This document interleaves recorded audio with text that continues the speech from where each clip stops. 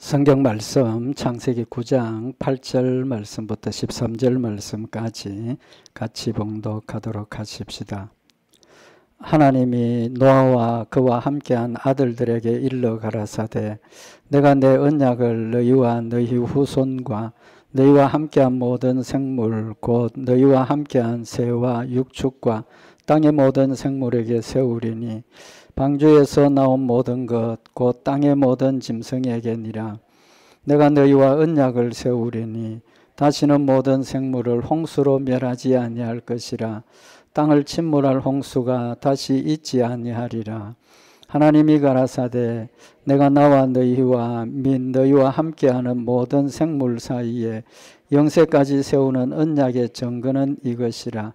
내가 내 무지개를 구름 속에 두었나니 이것이 나의 세상과의 언약의 증거니라. 아멘. 우리 지난 주일날 하나님께서 죄악이 관영한 세상을 물로 심판을 하시고 그 심판하는 가운데 노아의 가정을 구원하시고 노아와 또 오늘 본문에 나타나는 말씀처럼 모든 생물들 하나님 창조하신 모든 창조물들하고 새로운 언약을 주신다 그랬습니다. 그래서 그 언약의 내용이 다시는 물로 심판하지 않는다라는 내용이지만 제일 중요한 구체적인 의미가 하나님께서 아담에게 주셨던 그 축복, 약속이 변치 않고 노아에게도 이어지는 이제 그런 의미라는 말씀을 통해서 하나님의 사랑과 은혜가 변치 않는다는 것, 하나님 신실하신 하나님이시라는 것 말씀을 드렸고 또 그 약속이 변치 않았기 때문에 우리에게는 무슨 약속이 남았습니까? 한 가지 남았죠. 마지막 심판, 우리 예수님 재림하셔서 우리 천국 데려가시는 그 마지막 심판 약속도 남았습니다. 오늘은 그 변치 않는 하나님의 사랑을 이어서 하나님께서 주신 홍수, 물로 심판하신 그 의미를 통해서 우리에게 주시는 교훈을 한 가지 더 생각을 하면서 은혜 받는 시간이 되기를 원합니다. 하나님께서 주신 약속, 구속의 약속이 변치를 안 했습니다. 그죠? 변치를 안 했는데 홍수로 물로 심판하신 것이 우리가 심판의 의미도 있지만 하나님의 사랑과 은혜가 변치 않았다. 이제 그런 말씀을 드렸는데 이 물로 심판하신 그 의미 또 중요한 의미를 가지고 있습니다. 결론부터 먼저 말씀을 드리면 물로 심판하신 이것의 의미가 뭐냐 하면 세례의 의미를 지금 우리에게 교훈을 하시는 겁니다. 혼탁하고 폐악한 세상을 물로, 좀 죄송한 표현이지만 물로 뭐 했습니까? 청소했습니다. 깨끗하게 하신 겁니다. 죄를 다 없애버리고 깨끗하게 하신 겁니다. 이 세례의 의미가 뭡니까? 내 죄를 깨끗하게 하시고 용서해 주시고 거룩한 백성이 되게 하신 거죠. 그래서 심판이 끝이 아니고 뭐라고 그랬습니까? 시작이라는 의미를 지금 다시 한번 우리에게 교훈을 하시는 겁니다. 그래서 오늘 이 물로 심판하심이 세례의 의미가 있다. 우리를 성결케 하시고 깨끗함의 의미가 있다는 것 좀 상고를 하면서 하나님께서 우리를 깨끗하게 하셔서 예수 그리스도를 믿는 믿음을 고백하는 그 순간부터 우리를 깨끗하게 물로 씻어서 깨끗하게 하셨다. 그 의미를 좀 상고를 하도록 하십시다. 특별히 구약 성경에 보면 물과 관계된 사건이 있죠. 어떤 사건이 있습니까? 다 아시지 않습니까? 이스라엘 백성들이 애굽에서 나와서 제일 먼저 한 게 뭡니까? 홍해를 건너간 겁니다. 홍해를 건너간 것. 그 의미하고 또 홍해를 건너가서 광야길을 가는 도중에 물 때문에 하나님 원망했죠. 가서 물이 있는 줄 알았는데 물이 없어가지고 목말라 죽게 됐다고 막 원망하고 불평했을 때 하나님께서 모세를 통해서 반석을 통해서 물이 나게 하셔서 그들의 갈증을 풀어주시고 생명을 연장하게 하시는 은혜를 베풀어 주셨죠. 그때 물. 그 다음에 이제 오늘 여기 본문에 나타난 홍해를 건넌 그 다음에 순서적으로 반석에서 물이 나게 하시고 그 다음에 하나님께서 물로 심판하실 때 노아의 가정을 구원하신 것. 이 세 가지 의미가 다 세례의 의미, 하나님께서 우리를 성결케 하시는 역사를 의미를 하고 있습니다. 홍해를 건넌 사건에 대해서 성경에 분명히 밝히고 있습니다. 고린도전서 10장 1절에 보면 형제들아 너희가 알지 못하기를 내가 원치 아니하노니, 그러니까 이 표현이 뭡니까? 굉장히 알기를 원한다는 거죠. 핵심적으로 알아야 된다는 의미를 가지고 있는 겁니다. 그러면서 우리 조상들이 다 구름 아래 있고 바다 가운데로 지나며 모세에게 속하여 다 구름과 바다에서 세례를 받고 그랬습니다. 그러니까 이 홍해를 걷는 그 일을, 바다를 걷는 그 일을 뭐라고 표현을 했습니까? 구름과 바다에서 뭐를 받았다? 세례를 받았다라고 이야기를 하고 있습니다. 세례를 받았다. 근데 오늘 여기 가운데로, 바다 가운데로 지나며, 그랬으니까 물 가운데로 지나갔다는 그런 의미죠. 그죠? 근데 헬라 원어의 의미가 여기 우리말에 가운데로라고 번역을 했는데 헬라 원어의 의미는 때문에라는 뜻입니다. 때문에. 그래서 헬라 원어의 의미를 살려서 표현을 하면 바다 가운데로 지나며, 그게 바다 때문에 모세에게 속하여 구름과 바다에서 세례를 받았다. 그리고 물로 세례를 받았다는 그런 의미를 지금 우리에게 교훈을 하시는 거죠. 그래서 이스라엘 백성들이 광야를 지나가기 전에 홍해를 건너게 되는 것은 이 홍해를 건너므로 그들이 애굽에서의 모든 삶을 끊어버린 겁니다. 단절을 이야기를 하는 겁니다. 그리고 물이 갈라졌다가 합쳐지고 넘어갈 수 있습니까? 없습니까? 못 넘어가죠. 그러니까 우리가 새 사람이 되고 난 이후에는 아무리 노력도 안 하지만 아무리 우리가 해도 옛사람으로 절대로 돌아가지 않는다. 그건 하나님의 사랑이 변치 않는다는 의미를 지금 우리에게 교훈을 하시는 거죠. 그 다음에 광야에서 반석에서 물이 났습니다. 그죠? 그래서 그 물을 마셨는데 고린도전서 10장 4절에 보면 모두가 같은 신령한 음료를 뒤따르는 신령한 반석으로부터 마셨으니 그 반석은 곧 그리스도시라. 반석에서 물이 나게 하셨는데 그 반석은 누구라는 겁니까? 예수 그리스도시라는 거죠. 그럼 물은 무슨 의미입니까? 물은 성령을 의미를 합니다. 성령. 그래서 예수님께서 직접 요한복음에 보면 너희가 명절 끝날 곧 큰 날에 예수님께서 사람들의 말하기를 누구든지 목마르거든 내게로 와서 마시라. 나를 믿는 자는 성경에 이런 것 같이 그 배에서 생수의 강물이 흘러나리라. 성경에 이미 이 사건을 통해서 예수 그리스도가 반석이시고 반석에서 생수가 난 건 뭡니까? 그러면 성령을 의미를 하는 거죠. 성령님. 그래서 예수 그리스도를 통해서 성령님 보내주셔서 우리가 그 생수를 마시고 다시면 성령이 우리에게 임하셔서 우리가 예수 그리스도를 믿음으로 고백하고 구원받고 씻음받는 복합적인 의미를 지금 우리에게 말씀을 하고 있는 겁니다. 그래서 세례는 우리가 보통 물세례, 또 무슨 세례가 있습니까? 성령 세례, 두 가지를 이야기를 하죠.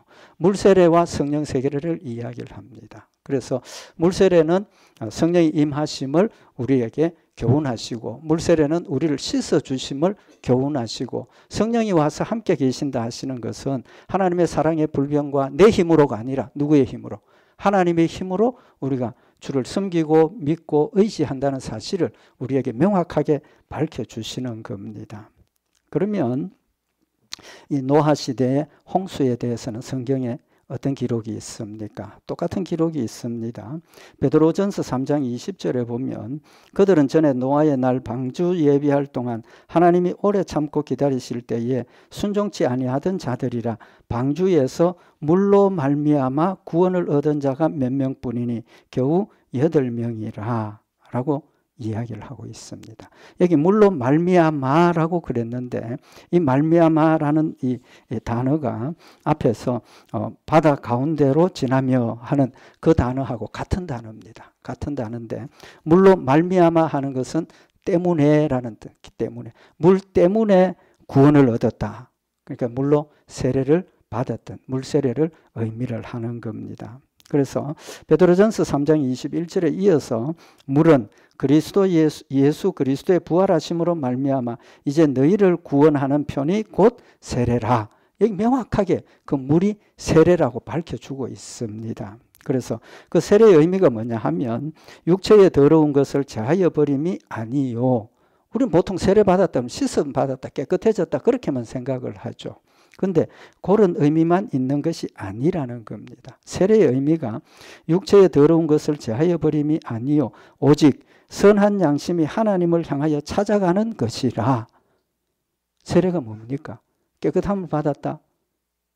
그건 결과를 이야기를 하는 것이고, 세례의 의미는, 더 중요한 의미는 선한 양심이 하나님을 향하여 찾아가는 것이라. 그건 무슨 의미입니까? 믿음의 본질을 이야기를 하는 겁니다. 내가 예수를 믿으면 우리는 선한 양심을 가졌고 나 예수를 믿습니다 하고 끝나는 게, 믿음으로 고백하는 게 끝나는 게 아니고 출발입니다. 무슨 출발? 선한 양심이 하나님을 향하여 찾아가는 것. 하나님 나에게 주신 선한 양심 때문에 하나님을 찾고 하나님께로 가까이 가고 하나님 말씀 순종하고 기도로 하나님과 함께 동행하는 삶을 사는 걸 말씀을 하고 있는 겁니다. 그래서 중생의 의미가 내가 깨끗하게 되었다라만 가지는 게 아니고, 중생했으니까 하나님의 백성이 되었으니까 하나님의 말씀대로 순종하고 진실하게 하나님을 섬기고 하나님 영광 돌릴 수 있도록 내 삶이 자기를 부인하고 자기 십자가를 지고 가는 그런 삶이라는 사실을 말씀을 하고 있는 겁니다. 그러니까 세례는 두 가지, 물세례, 불세례, 성령 세례를 이야기를 하죠. 그래서 물과 성령으로 거듭나는 겁니다. 그러면 우리가 늘 이 노아의 홍수를 심판이라고만 생각을 하고 있는 게 맞습니까? 틀립니까? 틀렸다는 거죠. 틀렸다는 겁니다. 그래서 창세기 9장 15절에 보면 내가 나와 너희와 및 혈기 있는 모든 생물 사이에 내 언약을 기억하리니 다시는 물이 너희 혈기 있는 자를 멸하는 홍수가 되지 아니할지라. 여기서 혈기 있는 자를 멸했다 그랬지만 그 의미가 심판의 의미가 아니라 우리 성도들을 분별하고 구별하셔서 선한 양심으로 하나님을 섬기는 열매가 되도록 시작하셨다는 의미를 지금 말씀을 하고 있는 겁니다. 그래서 하나님께서 우리에게 주신 이 물이 우리에게는 새로운 출발이 되고 하나님을 섬기고 하나님을 영화롭게 하는 선한 양심으로 하나님을 찾아 하나님과 동행하는 것이라는 사실을 말씀을 하고 있습니다. 그럼 좀 이상하지 않습니까? 물로 심판하신 것, 홍수가 심판이 아니다 이런 말씀을 드렸는데 심판입니까? 아닙니까? 사실은 심판이죠. 믿지 않는 자들에 대해서는 심판입니다. 우리에게는 심판이 아니고 새로운 출발이 되게 하는 거죠. 그래서 그 의미를 분명히 예수님께서 스스로 설명하시고 밝혀주신 말씀이 있습니다. 이사야서에 보면 예수님에 대해서 예언을 한 부분인데 이사야 8장 14절에 보면 그가 거룩한 피할 곳이 되시리라.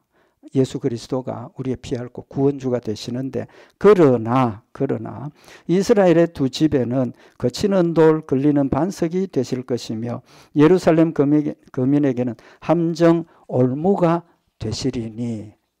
예수님이 우리를 구원하는 구속주 구원주가 되시지만 그러나 누구에게?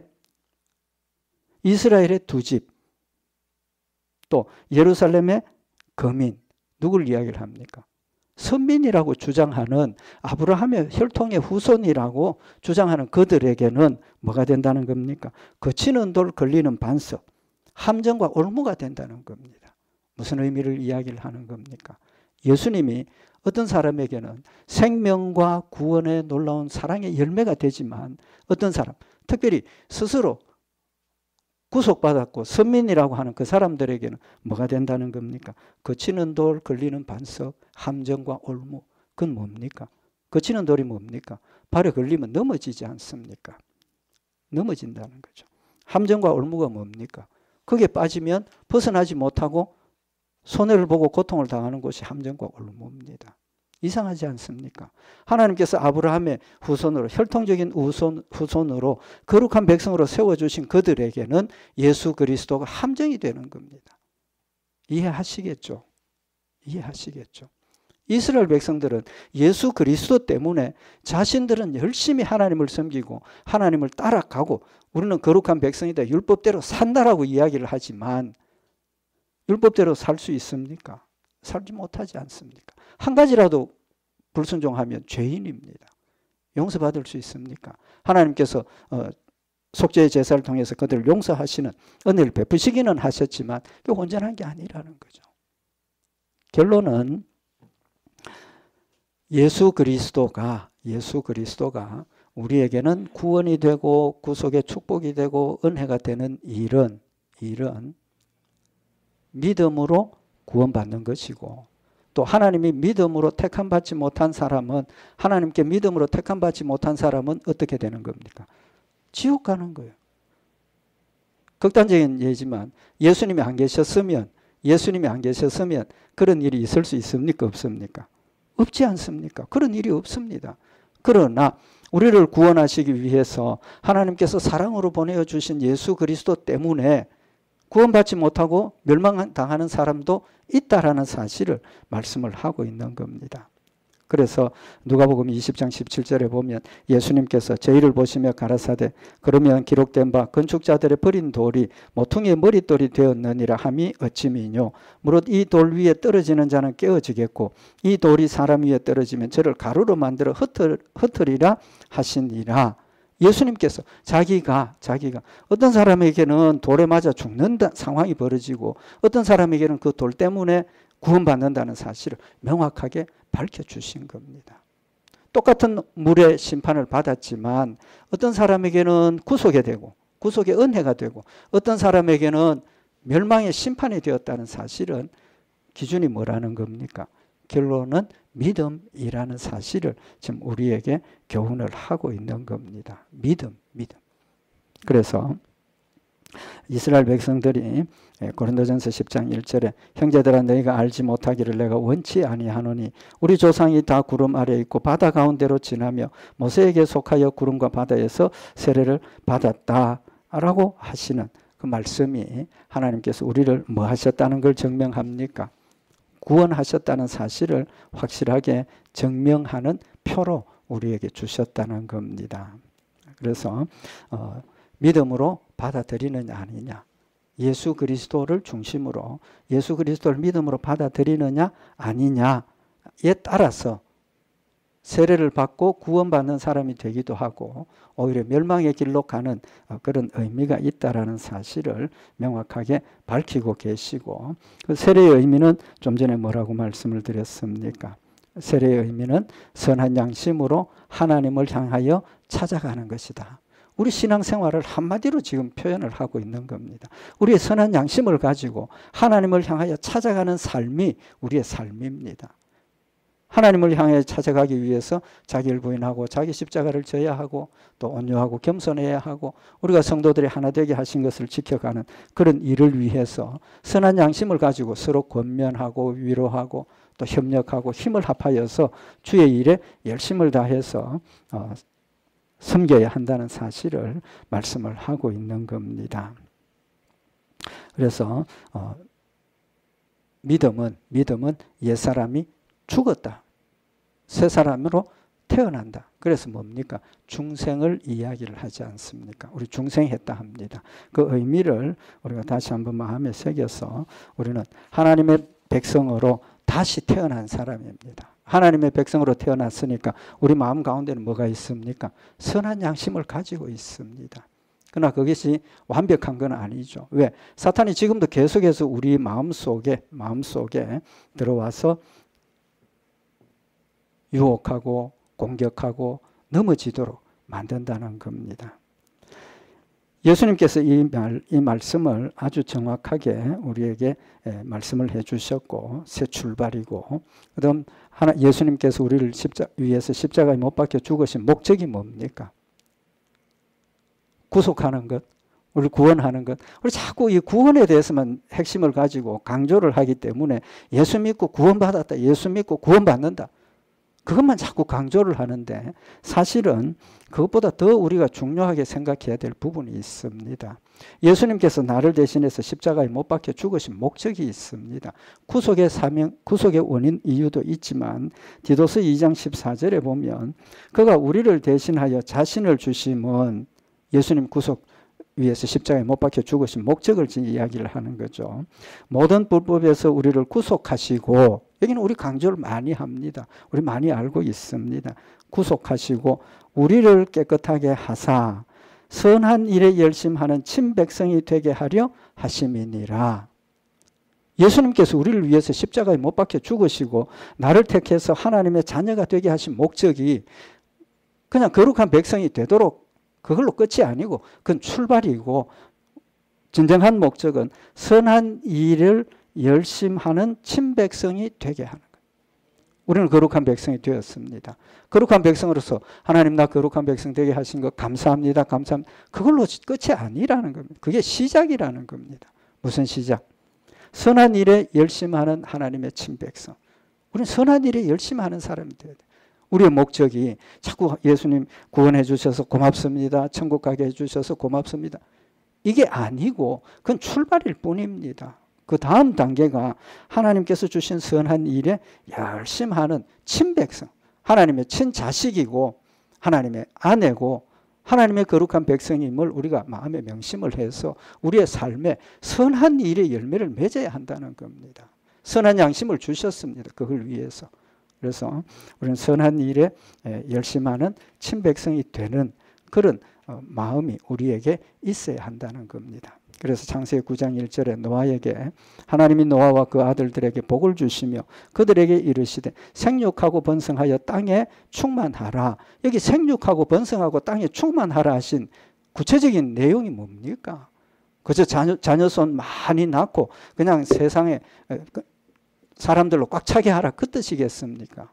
영적으로 우리가 생각을 해보면 생육하고 번성하라 하신 그 말씀이 우리에게 선한 일을 열심히 하라고 주신 말씀을, 명령을 생각을 해본다면 생육, 뭐를 생육하는 겁니까? 번성, 뭘로 번성합니까? 선한 일에 생육하고 번성하는 열매가 맺혀야 한다는 사실을 말씀을 하고 있는 겁니다. 하나님 우리에게 원하시는 게 뭡니까? 믿음의 열매를 원하시지 않습니까? 믿음을 주시고 우리에게 원하시는 것은 믿음의 열매를 원하시는 겁니다. 믿음 주셨으니까 감사합니다. 나 천국 가게 해주셔서 감사합니다. 그 기쁨만 가지고 살라는 게 아니지 않습니까? 다윗이 뭐라고 고백했습니까? 우리아의 아내를 취하고 우리아를 죽이고 하나님 앞에 그런 무서운 죄를 범했지만 하나님께서 그의 죄를 지적하실 때, 깨닫게 하셨을 때 내어놓고 하나님 나는 죄인입니다 라고 하나님 앞에 고백을 하면서 하나님 내 이름을 하나님 지워버리지 마시고 나에게 구원의 즐거움을 회복시켜 달라고 고백을 하고 있지 않습니까? 구원의 기쁨이 뭡니까? 결론은 하나님 주신 그 구원의 기쁨이 선한 일을 열심히 하는 그 열매로 나타나는 힘이라는 거죠. 선한 일이 뭡니까? 하나님 말씀대로 순종하는 것이고 선한 일이 세상에 빛이 되고 소금이 되는 것이라는 사실을 명확하게 밝히신 겁니다. 거짓말하지 말고 내 육신의 욕심대로 살지 말고 내 정욕대로 살지 말고 다른 사람 미워하고 해치고 하지 말고 하나님 주신 사랑 가운데서 진실하게 하나님을 섬기고 하나님을 따르고 하나님을 의지하고 서로 하나 되게 하신 것을 힘써 지켜가면서 우리에게 주신 이 생육과 번성의 열매를 맺으라고 우리에게 말씀을 하고 계시는 겁니다. 하나님의 목적이 심판이 아닙니다. 심판이 아니에요. 우리를 통해서 하나님이 영광 받으시기를 원하신다는 사실을, 그 약속과 그 열매는 절대로 변치 않는다는 사실을 지금 우리에게 교훈을 하고 있는 겁니다. 그러면 선한 양심을 주셨는데 내 양심이 진짜 선합니까? 아닙니다. 선한 양심을 주셨는데 아직도 내 마음 가운데는 내 욕심이 남아 있어요. 내 욕심이 남아 있기 때문에 완벽하게 선한 양심은 아니라는 겁니다. 솔직히 이야기를 하면 내 양심 가지고는 하나님을 온전히 영화롭게 할 수 없습니다. 내 양심대로 살면, 내 욕심대로 살면 하나님보다는 내 중심으로 이기적으로 살고 세상 것을 통해서 세상 것을 향하여 살아갈 수밖에 없습니다. 없습니다. 그러면 물로 세례를 베푸시고 성령으로 우리에게 주셨다는 그 핵심적인 의미가 뭡니까? 그 의미는 내 힘으로 할 수 없다는 걸 말씀을 하시는 겁니다. 내 힘으로 할 수 없습니다. 예수 믿는 것 내 힘으로 했습니까? 우리 성도들 예수 믿으시는 것 여러분 선택했습니까? 아니지 않습니까? 아니에요. 누가 주셨습니까? 하나님이 나를 택하셨고 하나님이 나를 택하셨고 나에게 믿음을 주셨기 때문에 믿음을 가지는 겁니다. 하나님 우리를 택하셨기 때문에 하나님의 일을 감당할 수 있도록 선한 양심으로 하나님을 찾아갈 수 있도록 도우시는 하나님이십니다. 절대로 우리에게 난 너를 택했으니까 너 선한 일 해 하고 내 의지에 내 힘에 맡겨두신 게 아니라는 겁니다. 왜 그렇습니까? 내 힘으로 할 수 없다는 걸 하나님 너무 잘 아신다는 겁니다. 너무 잘 아시기 때문에. 노아에게 홍수로 물로 심판하겠다 하시고 무슨 명령을 하셨습니까? 방주 만들어라 그랬죠. 방주 만들어라. 방주 만든 기간이 몇 년인지 아십니까? 성경에 기록이 없기 때문에 우리는 알 수 없습니다. 그런데 성경 전후 문맥을 통해서 일반적으로 우리가 해석하기를 약 100년 동안 방주를 만들었다 그렇게 생각을 합니다. 100년 동안. 그런데 한번 생각해 보세요. 뭐 지금처럼 좋은 뭐 톱이 있다든지 뭐 망치가 있다든지 그러면 좀 빨리 할 수도 있겠지만 그 나무 굵은 것들 깎고 다듬고 어떻게 했겠습니까? 뭐 성경에 구체적인 내용이 없지만 100년 동안 만들었다. 100년 동안 그 만들기가 쉽겠습니까? 어렵겠습니까? 노아가 방주 100년 동안 만드는 게 쉽습니까? 어렵습니까? 하루도 못 가서 낙심하고 절망하고 포기할 겁니다. 근데 그 100년을 노아는 믿음으로 지키고 순종하고 방주를 만들었습니다. 누구의 도움입니까? 하나님의 도우심입니다. 하나님의 도우심이에요. 물로 심판하신다는 사실을 노아가 믿을 수 있었던 것은 무슨 뭐 징조가 있었습니까? 아무것도 없었어요. 그러나 하나님께서 말씀하시고 노아에게 그 말씀을 믿을 수 있는 믿음을 주셨기 때문에 그걸 믿고 100년 동안 방주를 만든 겁니다. 하나님의 힘이 아니면 아무것도 할 수 없습니다. 지난 시간에도 말씀을 상고했지만 노아가 하나님께 뭘 입었다 그랬습니까? 은혜를 입었더라. 은혜를 입었더라. 여러분과 저도 똑같이 노아와 같은 하나님의 사랑과 은혜를 입은 사람입니다. 하나님 믿음을 가지게 하셨고 우리의 힘으로는 아무것도 할 수 없지만 하나님 말씀대로 순종하고 부족하지만 하나님의 영광을 부분적으로 드러낼 수 있도록 우리에게 힘 주시고 함께 하셔서 이끌어 가고 계신다는 사실을 말씀을 하고 있는 겁니다. 베드로후서 2장 5절에 보면 옛 세상을 용서치 아니하시고 오직 의를 전파하는 노아와 그 7 식구를 보존하시고 경건치 아니한 자들의 세상에 홍수를 내리셨다. 노아가 방주를 만든 그 기간을 뭐라고 표현을 했습니까? 의를 전파하는 노아. 방주를 만드는 그 일 자체가 의를 전파하는 것이라고 표현을 하셨습니다. 의미가 뭡니까? 노아가 방주를 만드니까 사람들이 이상하게 생각했지 않겠습니까? 웬 갑자기 배냐고. 노아가 하나님 나에게 약속하셨어. 앞으로 물로 심판하신다 하셨어. 그리고 그 물에서 구원받으려면 방주가 필요하다고 말씀하셔서 나는 방주를 만들고 있는 거야. 이유를 계속 말을 했을 겁니다. 그 말하는 자체가 뭡니까? 의를 전파하는 거라는 거죠.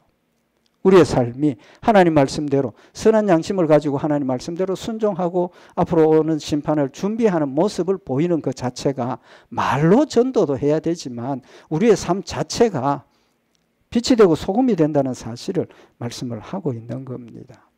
하나님 우리를 하나님 자녀로 삼아 주셨습니다. 내 삶의 모습을 돌아보면 정말 하나님 앞에 내어놓을 것 아무것도 없는 것이지만 하나님께서 그래도 그런 과정을 통해서 하나님이 영광 받으시고 하나님의 뜻을 이루신 부분들도 있더라는 겁니다. 내 힘이 아니죠. 내가 수고하는 거 아닙니다.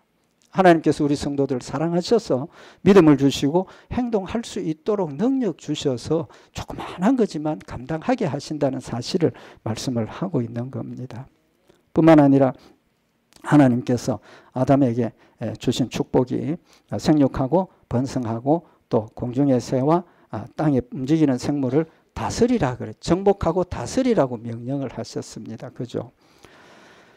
노아에게도 하나님께서 명령을 하셨는데 오늘 주신 말씀을 보면 창세기 9장 2절에 보면 땅의 모든 짐승과 공중의 모든 새와 땅에 기는 모든 것과 바다의 모든 고기가 너희를 두려워하며 너희를 무서워하리니 이들은 너희 손에 붙이었음이라. 9장 1절에 하나님께서 노아에게 복을 주시고 생육하고 번성하라, 이 땅에 충만하라, 여기까지만 말씀하셨어요. 근데 아담에게는 생육하고 번성하고 뭐하라? 다스리고 정복하라. 근데 여기 노아에게는 그 말씀을 주시진 않았습니다. 그렇지만 지난 시간에 상고했던 것처럼 하나님께서 노아에게 주신 약속이 누구에게? 아담에게 주신 약속하고 같은 연장선상에서 보면 같은 명령도 하셨으리라고 봐야 되겠죠. 그런데 오늘 여기 창세기 9장 2절에 뭐라고 그랬습니까? 땅의 모든 짐승과 공중의 모든 새와 땅에 기는 모든 것과 바다의 모든 고기가 너희를 두려워하며 너희를 무서워하리니 이들은 너희 손에 붙이었음이라. 하나님께서 땅을 정복하고 다스리고 그들이 생육하고 번성할 수 있도록 제일 방해가 되는 게 뭡니까? 동물이지 않습니까? 동물, 사자. 개만 해도 우리가 이기기가 어려운 부분도 있습니다. 좀 죄송한 이야기지만 사자는 호랑이 우리 덤비면 우리 어떻게 합니까? 감당이 안 되는 겁니다. 그럼에도 불구하고 그 동물들이 너희를 두려워하고 너희를 무서워하고 너희 손에 붙였다. 너희 손으로 그걸 감당할 수 있도록 능력을 주셨다는 겁니다. 그래서 우리에게 무기도 주시고 지혜도 주시고 동물을 관리할 수 있는 그런 능력을 우리에게 주셨다는 거죠. 무슨 뜻입니까? 하나님께서 명령을 주시고 그 명령을 감당할 수 있도록 우리에게 능력을 주셨다는 사실을 말씀을 하고 있는 겁니다. 한 가지만 말씀드리고 말씀을 마칩시다. 하나님 우리에게 주신 명령들 순종하는 것, 순종할 수 있도록 하나님께서 도우십니다. 도우세요. 우리에게만 맡겨둔 게 아닙니다. 예를 들면 이스라엘 백성들 제일 중요하게 생각하는 그 중에 한 가지가 뭡니까? 안식년, 안식일, 그죠? 하나님께서 앞으로 우리가 천국 가는 그 천국의 소망을 가지도록 하기 위해서 안식일, 안식년을 통해서 우리의 삶을 가르쳐 주셨습니다. 그래서 안식년 지키라는 게 뭡니까? 6년 동안 농사 짓고 7년째 되는 해는 뭐 합니까? 쉬라는 겁니다. 그 농사 짓지 말고 땅 버려두라는 겁니다. 땅에 안식을 주시는 의미도 있지만 어쨌든 하나님께서 안식년 지키라. 농사 못 지면 어떻게 합니까? 굶어 죽죠. 굶어 죽습니다. 소산이 없는데 어떻게? 하나님께서 안식년 지키라 하시고 약속하신 게 있습니다. 레위기 25장 20절에 혹 너희 말이 우리가 만일 제7년에 심지도 못하고 그 산물을 거두지도 못하면 무엇을 먹으리요 하겠으나 내가 명하여 제6년에 내 복을 너희에게 내려 그 소출이 3년 썩이에 족하게 할지라. 하나님께서 안식년 지키라고 하시고 백성들이 좀 전에 말씀드린 것처럼 이거 우리 못 먹으면 뭘로 사나? 그럴 때 6년째 되는 해에 몇 년? 3년 썩이에 족한 거예요. 3년. 몇 년이면 됩니까? 2년이죠. 안식년 쉬었으니까 그 다음 해에 농사 지으면 그 다음 해에 농사 짓는 걸로 먹을 수 있습니다. 그럼 2년 것만 주면 됩니까? 안 됩니까? 되죠. 되는데 하나님 뭐? 3년 썩이에 족하도록 3년 썩어 주신다. 그래서 풍족하게 주시고 또 우리가 할 수 있도록 도우시는 하나님입니다. 하나님 이스라엘 백성들을 절기 지키라 하실 때 중요한 게 뭐냐 하면 남자들, 장정들은 꼭 예루살렘에 돌아와서 지키라 그랬습니다. 그러면 문제가 있습니까? 없습니까? 문제가 있죠. 왜? 남자 장정들 중에는 군인들이 있습니다. 군인. 국경을 지켜야 됩니다. 그럼 국경도 버려두고 다 와서 지키라는 거예요. 그때 하나님께서 뭐라고 약속을 하십니까? 출애굽기 34장 23절에 너희 모든 남자는 매년 3번씩 주 여호와 이스라엘의 하나님 앞에 보일지라. 내가 열방을 네 앞에서 쫓아내고 네 지경을 넓히리니 네가 매년 3번씩 여호와 너희 하나님께 보이러 올 때에 아무 사람도 네 땅을 탐내어 엿보지 못하리라. 국경 다 비워놓고 돌아와도 하나님께서 지켜주신다는 겁니다. 지켜주신다는 거예요. 고린도전서 10장 13절에 사람이 감당할 시험 밖에는 너희에게 당한 것이 없나니 오직 하나님은 미쁘사 너희가 감당치 못할 시험 당함을 허락지 아니하시고 시험 당할 즈음에 또한 피할 길을 내사 너희로 능히 감당하게 하시느니라. 하나님 우리에게 주신 약속입니다.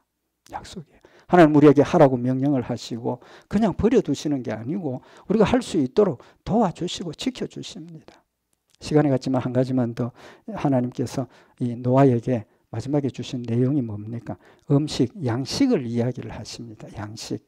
창세기 2장 16절에 여호와 하나님이 그 사람에게 명하여 가라사대 동산 각종 나무의 실과는 임의로 먹되 선하게 알게 하는 나무의 실과는 먹지 말라. 아담과 하와에게 양식은 식물로 주셨습니다. 그죠? 쫓아내면서 농사 지어야 먹는다. 그렇게 말씀을 하셨습니다. 근데 오늘 여기 창세기 9장에 하나님께서 노아에게 주신 말씀이 무릇 산 동물은 너희의 식물이 될지라 채소같이 내가 이것을 다 너희에게 주노라. 노아 홍수 이전에는 사람들의 양식이 채소만 먹어요. 채식주의자. 채소만 먹었어요. 노아에게는 뭐도 먹으라는 겁니까? 산 동물을 먹어라. 피치 먹지 말라. 이제 뭐 그런 말씀들. 이제 기회 있을 때 그 말씀을 참고를 하도록 하고. 음식이 달라졌습니다. 음식이 달라졌어. 고기 왜 먹습니까? 고기 왜 먹으러 하셨습니까? 채소만 먹고는 에너지 감당할 에너지가 안 되기 때문에 고기를 먹으라고 하신 겁니다. 그래서 창세기 8장 22절에 땅이 있을 동안에는 심음과 거둠과 추위와 더위와 여름과 겨울과 낮과 밤이 쉬지 아니하리라. 지금 봄, 여름, 가을, 겨울 있죠. 그죠? 태풍이 불고 막 이럽니다. 노아 이전에 그런 게 있었습니까? 없었습니까? 없었습니다. 다음 기회에 그 말씀 상고를 하도록 하고 노아 홍수 때문에 환경이 나빠진 거예요. 봄, 여름, 가을, 겨울, 혹독한 겨울, 더운 여름 이게 생기고 그 다음에 뭐 폭풍도 불고 그런 걸 감당하기 위해서 우리는 채소만 먹어가지고는 안 된다는 겁니다. 그래서 동물도 먹어라.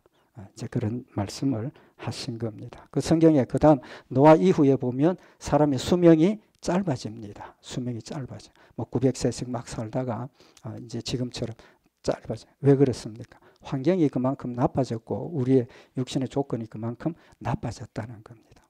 결론은 하나님께서 우리에게 주신 일들은 우리가 감당할 수 있도록 도와주시고 함께 하시기 때문에 하는 겁니다.